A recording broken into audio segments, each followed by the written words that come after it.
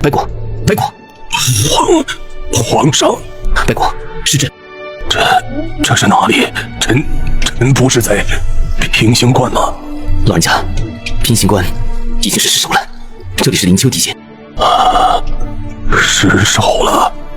皇上，蒙古兵锋强盛，经济空虚，为今之计，退守京城，召回精锐，确保万无一失啊！退守京城。老人家，你不用操心了，有朕在，蒙古精锐注定要铩羽而归。老臣无能，皇上，老臣病入膏肓，只怕难以为皇上分忧了。皇上，孙传庭最后“退兵”2个字没有能够说出口，手臂就重重地垂了下去。一代将星陨落平行关。白果，白果，白果！皇上节哀，老都师已经走了，人死不能复生啊！孙庆，立即回京传旨，孙都师殉国，举国痛悼，停朝7日，追封都师为靖王，谥号中国，其子袭爵，传至军中，3军挂孝，朕要亲自摘下额折的人头，祭奠老都师。皇上，万万不可呀！皇上，现在绝对不能将消息传回京城啊！娘娘那里可是身怀6甲呢，哪里经得住这个刺激啊？万一消息传入宫中，那可是滔天大祸呀！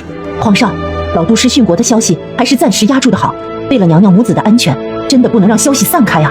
好得很啊！额折，既然你找死，那朕就成全了你。来人，700里加急前往大凌河，传这个常以林，命其率领2万精英骑兵穿越辽西，直奔大同府，给朕堵住大同退路。命张之吉率领山海关精锐退守大凌河，就地布防，等待朕的旨意。皇上，从大凌河东岸到大同，那可是要穿越空旷无人的草原地带，足足上千里路程啊！这未免太危险了。有什么危险的？常以林亲自统兵，有什么危险的？便是天大的危险也难不住的。告诉他，给他半个月的时间，金旗必须进抵大同雁门关一带，贻误战机，提头来见。报！骑兵大汗，我们的奇探在60里外发现了大国明军的踪迹。对方有多少兵力？什么人统兵？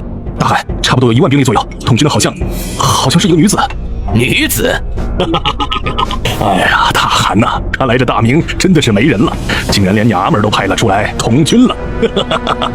明日啊，我就统领麾下的兵力，将他们给全部击溃了，叫那个娘们儿来伺候大汗。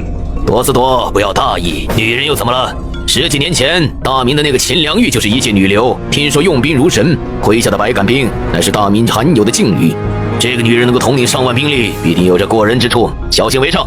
待到我们的主力到了，再做打算。传令下去，命人密切关注远方的明军动静，一有消息及时回报。启禀大汗，30里外就是这片大山的谷口，明军统帅统领主力就在谷口外面列好了阵势，等待与我们决战。这个女将军倒是有些意思，堵住了山门口，这是要在谷口外边以逸待劳，给我们迎头痛击啊！不过一旦出了山谷，也是10万明军在此，我们又有何惧？传令3军，兵力向前，冲出谷口，一举将明军的方向冲垮。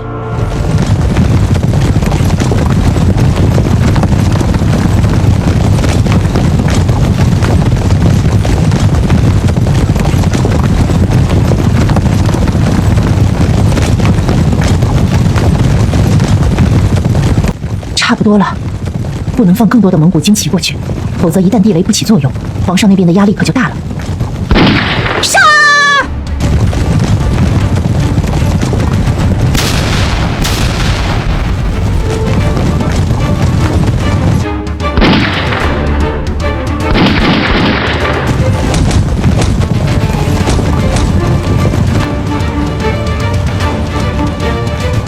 传令，全军撤退，撤退！杜文远传令，骑兵突击，所有的骑兵全部杀出去，紧追不舍，一直杀到平行关下面。大汗，伤亡已经统计出来了，此次遭遇伏击，我们大军损失超过1万兵力，百夫长以上各级将领起码有50人没有能够回到平行关。多斯多，你不是还想着率领你麾下的兵力出击吗？你当初骄狂的劲儿呢？大汗，末将宁可前几日率领数千骑兵杀出去啊！如此一来，起码也就损失个数千人而已，不至于让我们的主力遭受到如此严重的伤亡啊！大汗。